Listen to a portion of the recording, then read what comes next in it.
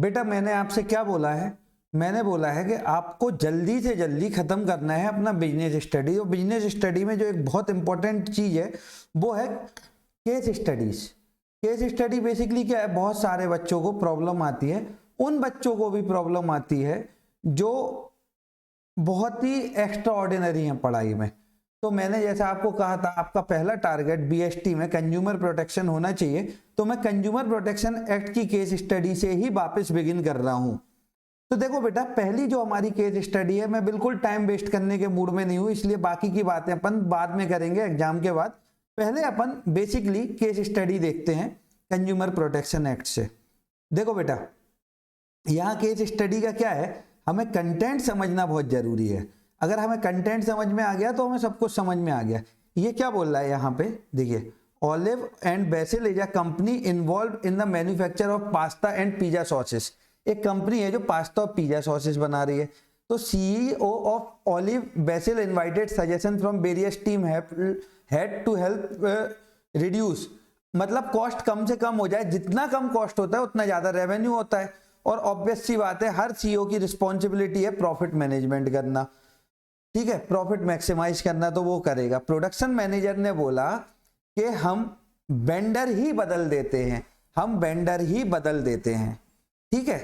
तो अब है क्या, हमने वेंडर बदल दिया, तो इससे होगा क्या, जो हमें कम पैसे में देगा। फिर इससे हुआ क्या कि इससे फायदा भी हुआ उनको। क्या फायदा हुआ बेटा, उनको ये सिंपल सा फायदा हुआ, this decision would help drastically reduce the cost. However it was found that quality of vegetable supplied, जो स्टैंडर्ड था वो अभी आपका बहुत लो हो जाएगा अगर आप अपनी कॉस्ट रिड्यूस करोगे, देयरफॉर आप सप्लायर चेंज करोगे। सीईओ को तो लग रहा था भैया हमें तो यही करना चाहिए, क्यों, क्योंकि इससे हमारा प्रॉफिट हो जाएगा बहुत ज्यादा और कॉस्ट हो जाएगी बहुत कम। लेकिन लॉयर है, लॉयर का तो काम ही है, लॉयर क्या होता है, लीगल एडवाइजर। उसने बोला कोई भी बिजनेस है वो किस पे डिपेंड करता है, इंटरेस्ट ऑफ द कंज्यूमर पे। अगर हम वही प्रोटेक्ट नहीं करेंगे तो हमारा बिजनेस फेल हो जाएगा। After listening to lawyer the CEO decide to reject the proposal of production. बेटा, तो लॉयर ने ऐसा क्या कह दिया कि सीईओ को बिजनेस अपना मतलब बिजनेस डिसीजन चेंज करना पड़ा। तो देखो बेटा, बहुत ध्यान से देखो, यहां हमें ये क्या समझा रहे हैं, यहां आपको ये समझा रहे हैं कि need and importance of consumer protection act from the point of view of businessman. हमें यहां ध्यान से समझना चाहिए, सीईओ ने रिजेक्ट किया, क्यों रिजेक्ट किया, क्योंकि यहां पे हमें प्रोटेक्ट करना था किसका इंटरेस्ट, कंज्यूमर का इंटरेस्ट। ये बहुत इंपॉर्टेंट है, बहुत ध्यान से समझना मेरी बात।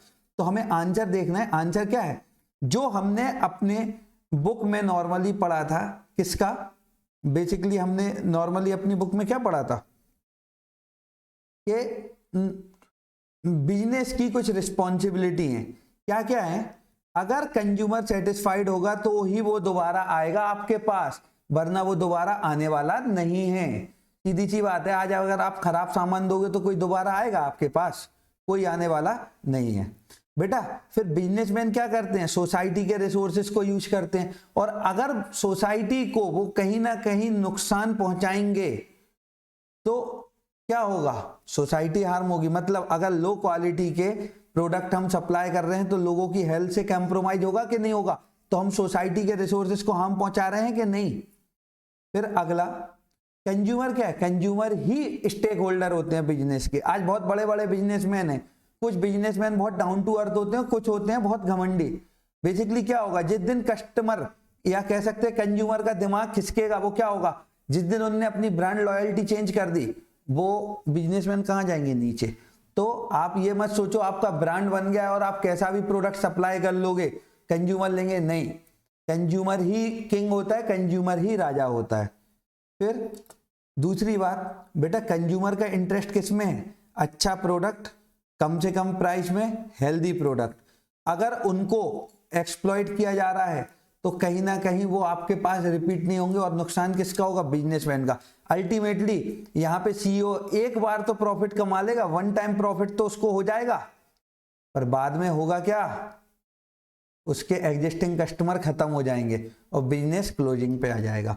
और बिजनेस कोई भी अगर और लॉयर ये भी तो समझाएगा कि सर आप ऐसी स्ट्रेटेजी लेके जा रहे हो जिसमें कॉस्ट तो कम हो गई, प्रॉफिट तो बढ़ गया, लेकिन सर जब लोग बीमार पड़ेंगे ना और कंज्यूमर फोरम में केस डालेंगे तो आप सोचो आपकी कॉस्ट कितना कई गुना बढ़ जाएगी। तो बेसिकली यहाँ पे हमने क्या देखा, यहाँ पे बेसिकली इस केस स्टडी में आपको क्या समझना था कि यहाँ पे हमें कंज्यूमर के इंटरेस्ट को प्रोटेक्ट करना है, पर किसके पॉइंट ऑफ व्यू से करना है। तो यहाँ नीचे क्लियरली था सीईओ ने क्यों रिजेक्ट किया, तो लॉयर ने किसको सलाह दी थी, सीईओ को। तो मतलब हमें कंज्यूमर के इंटरेस्ट को प्रोटेक्ट करना है बिजनेस के पॉइंट ऑफ व्यू से। बेटा अब नेक्स्ट जो हमारा टॉपिक है वो है बेसिकली केस स्टडी ही, और केस स्टडी में अब जो हम देखेंगे वो हम देखेंगे रिस्पॉन्सिबिलिटी ऑफ कंज्यूमर। हम क्या देखेंगे बेटा, रिस्पॉन्सिबिलिटी ऑफ कंज्यूमर को देखेंगे हम। अब देखना मेरी बात बहुत ध्यान से समझना है, यहाँ पे कोई भी यहाँ पे मुझे लीनियंसी नहीं चाहिए आपकी पार्ट से।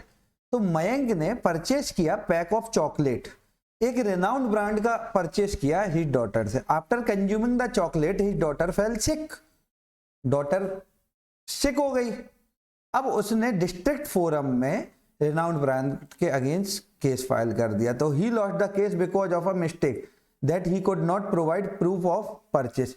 तो देखो बेटा एक गलती तो सबसे पहले उसने यही कर दी। तो कहने का मतलब क्या है, कब कब आप अपना राइट एक्सरसाइज नहीं कर सकते हो, जब आपने अपनी रिस्पॉन्सिबिलिटी नहीं निभाई हो। और सबसे पहली रिस्पॉन्सिबिलिटी जो उसने अपनी इग्नोर करी थी क्या, कि उसने कोई बिल नहीं लिया था, उसने कोई मेमो नहीं लिया था। भैया प्रूफ कैसे करोगे कि इस दुकान से इस ब्रांड की चीज ली थी। अदालत तो यही कहेगी ना, कंज्यूमर फोरम तो यही कहेगी ना, डिस्ट्रिक्ट फोरम, कि आप तो भैया वो लेके आओ हमारे खिलाफ, मतलब जो ब्रांड है उसके खिलाफ प्रूफ तो लेके आओ, ऐसे तो आप किसी पे भी आरोप लगा दो। ये गलती होगी। उसके अलावा उसने और क्या क्या गलतियां कर दी। तो मतलब इस केस स्टडी में, केस स्टडी रीड करके हमें सबसे पहले समझना क्या है कि हो क्या रहा है, मतलब हम ये क्वेश्चन आपसे पूछ क्या रहा है। तो ये क्वेश्चन यहां से आपसे क्या पूछ रहा है, ये बेसिकली आपसे पूछ रहा है basically various responsibilities of consumer. और क्या क्या रिस्पॉन्सिबिलिटी है किसी भी कंज्यूमर की, वो तो हमें पता है। पहला, उसको क्वालिटी कॉन्शियस होना चाहिए, सिर्फ क्वालिटी वाले गुड्स लेने चाहिए उसको। फिर स्टैंडर्डाइज गुड्स का मतलब क्या है, उसको कोई भी जब वो प्रोडक्ट लेता है तो उसको उस पे एक्सपायरी डेट, उसका कंटेंट, उसका यूजेज ऐसा भी हो, वो चॉकलेट जो उसने ली है वो उन बच्चों के लिए सूटेबल नहीं हो जिस एज ग्रुप में उसकी डॉटर बिलोंग करती हो। तो ये उसने अपनी रिस्पॉन्सिबिलिटी से चूक गया वो कि नहीं चूक गया। तो बेसिकली क्या है, अगर वो क्वालिटी कॉन्शियस नहीं होगा, उसने अपने राइट एक्सरसाइज नहीं किए, वो कॉशियस कंज्यूमर नहीं था। कॉशियस कंज्यूमर का मतलब क्या है यहाँ पे, कॉशियस कंज्यूमर का सिंपल सा मतलब है बेटा यहाँ पे कि उसने ये भी नहीं देखा कि ये उसकी डॉटर के यूज के लिए सूटेबल है कि नहीं है। तो इसमें क्या होगा, इसने अपनी राइट कोई भी रिस्पॉन्सिबिलिटी नहीं पूरी की जिसकी वजह से वो अपने राइट एक्सरसाइज कर पाए।